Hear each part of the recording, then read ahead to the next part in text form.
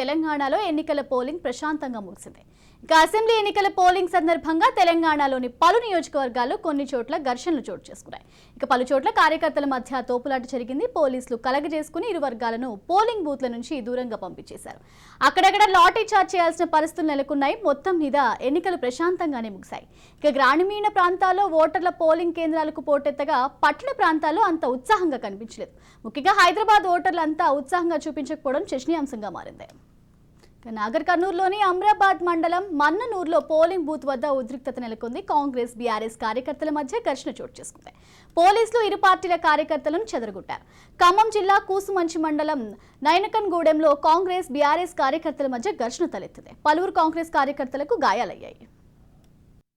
నిర్మల్ జిల్లా భైంసాలో కాషాయ కండువాలతో ఓటు వేసేందుకు వచ్చిన వారిని పోలీసులు అడ్డుకున్నారు. దీంతో పోలీసులతో వారు వాగ్వాదానికి దిగారు. ఇబ్రహీంపట్నం నియోజకవర్గం ఖానాపూర్లో పోలింగ్ బూత్ వద్ద బీఆర్ఎస్ కాంగ్రెస్ కార్యకర్తల మధ్య గొడవ జరిగింది. పోలీసులు లాఠీ చార్జ్ చేశారు.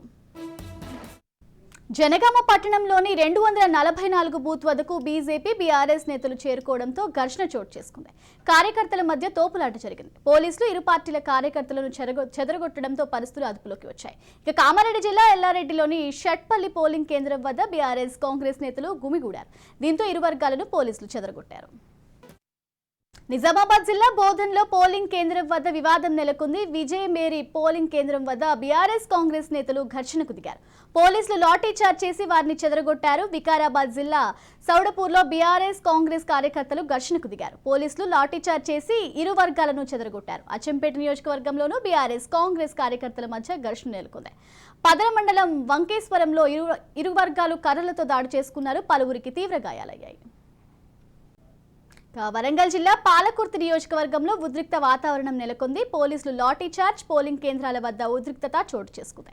కాంగ్రెస్ బీఆర్ఎస్ నాయకుల మధ్య ఘర్షణ జరిగింది. పరస్పర దాడులు చేసుకోవడంతో పోలీసులు రంగప్రవేశం చేయాల్సి వచ్చింది. పరిస్థితిని అదుపులోకి తెచ్చే ప్రయత్నంలో లాఠీ చార్జ్ చేశారు పోలీసులు. అంతేకాదు రాయపర్తి మండలంలో మంత్రి ఎర్రబెల్లిని గ్రామస్తులు అడ్డుకున్నారు. మైలారం గ్రామంలో పోలింగ్ బూత్ పరిశీలనకు వెళ్లిన మంత్రి ఎర్రబెల్లిని గో బ్యాక్ అంటూ గ్రామస్తులు నినాదాలతో హోరెత్తించారు. ఇక బీఆర్ఎస్ కాంగ్రెస్ నాయకుల మధ్య ఘర్షణ తోపులాట జరిగింది. పోలీసుల లాఠీ చార్జ్ లో గుగులోతు యాకన్న, చెర్రసీనును గాయాలయ్యాయి. గాయపడిన వారిని హాస్పిటల్కి తరలించారు. తెలంగాణలో పోలింగ్ ముగిసే సమయం దగ్గర పడింది. ఇంకా దీనికి సంబంధించి మరింత సమాచారం కరీంనగర్ నుంచి మా ప్రతినిధి ఫణిరాజ్ అందిస్తారు. ఫణిరాజ్, చెప్పండి, ప్రస్తుతం పోలింగ్ ముగిసే సమయం దగ్గర పడింది. అసలు ఎంత శాతం ఓటింగ్ నమోదైంది? దీని గురించి కంప్లీట్ డీటెయిల్స్ ఏ విధంగా ఉన్నాయి? శ్రావ్య, మొత్తానికి ఇప్పటి వరకు జరిగినటువంటి పోలింగ్ శాతాన్ని కనుక గమనించినట్లయితే మధ్యాహ్నం 3 గంటల వరకు కరీంనగర్ జిల్లాలో అంటే ఉమ్మడి కరీంనగర్ జిల్లాలో ఉన్నటువంటి ప్రస్తుత 4 జిల్లాలో ఈ రకంగా ఉంది. 56% కరీంనగర్ జిల్లాలో జరగగా, జగిత్యాలలో 58% జరిగింది. పెద్దపల్లిలో 59% జరగగా, సిరిసిల్లలో 56% వరకు పోలింగ్ జరిగింది. మొత్తానికి ఓవరాల్ గా ప్రస్తుతం ఉన్న పరిస్థితుల్లో ఓటింగ్ శాతం ఏదైతే ఉందో అది ఒక రకంగా చెప్పాలంటే కొంత ఎక్స్పెక్ట్ చేసిన రేంజ్ లో లేనట్టే అనుకోవాలి. ఎందుకంటే మొదటి నుండి కూడా ఓటింగ్ శాతం పెంచడానికి ఈసీ పెద్ద ఎత్తున కసరత్తు చేసింది. మరోవైపు యువ ఓటర్లు పెరిగినటువంటి క్రమంలో పెద్ద ఎత్తున ఓటింగ్ శాతం కూడా పెరుగుతుందని వీరు భావించారు. మరోవైపు 2 days హాలిడేస్ డిక్లేర్ చేసినప్పటికీ కూడా అనుకున్నంతగా ప్రభావం చూపలేదు. మొత్తానికి మాత్రం టోటల్ గా గమనిస్తే మాత్రం ఓటింగ్ శాతం కాస్త తగ్గిందని చెప్పాలి. కాకుంటే మొదటి 1 hour అంటే పోలింగ్ మొదలైన మొదటి గంట పాటు ఈవీఎం మెషిన్లు మొరాయించడంతో పలు చోట్ల అంతరాయం జరిగింది. ఇటువంటి పరిస్థితుల్లో అధికారులు అప్రమత్తమై వెంటనే స్పందించి వాటిని మళ్ళీ పనిచేసేలా చేశారు.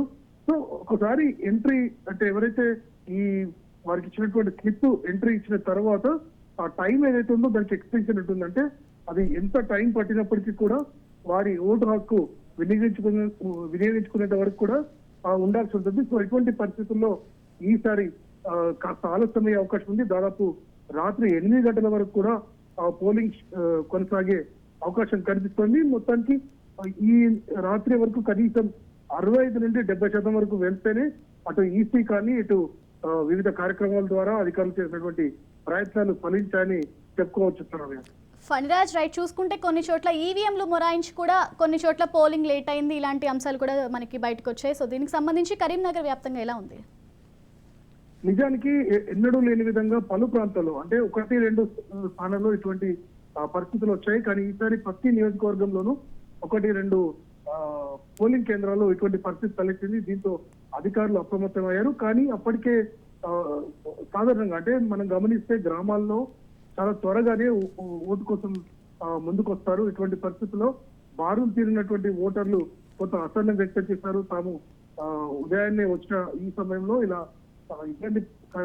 ఇబ్బంది కలగడం అనేది తమకి చాలా బాధ కలిగిందని కొందరు ఓటర్లు కూడా తమ ఆవేశాన్ని వ్యక్తం చేయడం జరిగింది. సో ఇటువంటి పరిస్థితుల్లో వారికి వెంటనే ఏర్పాటు చేయడం, మళ్ళీ సాయంత్రం వరకు కూడా ఇతర ఓటింగ్ శాతం పెంచడానికి ఇతర ఓటర్లను కూడా ఇక్కడికి రావడానికి ప్రయత్నించడం అధికారులకు కొంతవరకు కత్తి మీద సామ్లా మారింది. అయితే ఒకసారి ఈ ఓటింగ్ కి సంబంధించి సమయం ముగిసిన తర్వాత కూడా ఎవరైతే అప్పటికే నమోదై ఉంటారో వారి ఓటు పూర్తయ్యే వరకు కూడా సమయం ఇవ్వాల్సి ఉంటుంది. కాబట్టి ఈ రోజు కాస్త ఆలస్యమయ్యే అవకాశాలు కనిపిస్తున్నాయి. దీనికి పూర్తిగా కూడా ఈవీఎం కి సంబంధించినటువంటి ఇబ్బంది ఏదైతే ఉందో అదే కారణమని స్పష్టంగా చెప్పవచ్చు. కొన్ని చోట్ల చూసుకుంటే పార్టీ కార్యకర్తలు అయి ఉండొచ్చు, వేరే అధికారులు అయి ఉండొచ్చు, పార్టీలు ప్రలోభ పెట్టేలాగా పార్టీ కండువాలు కప్పుకోవడం, ఇలాంటి విషయాలు కూడా జరిగిన సందర్భాలు కనిపిస్తున్నాయి. దీనికి సంబంధించి ఏ విధంగా ఉంది?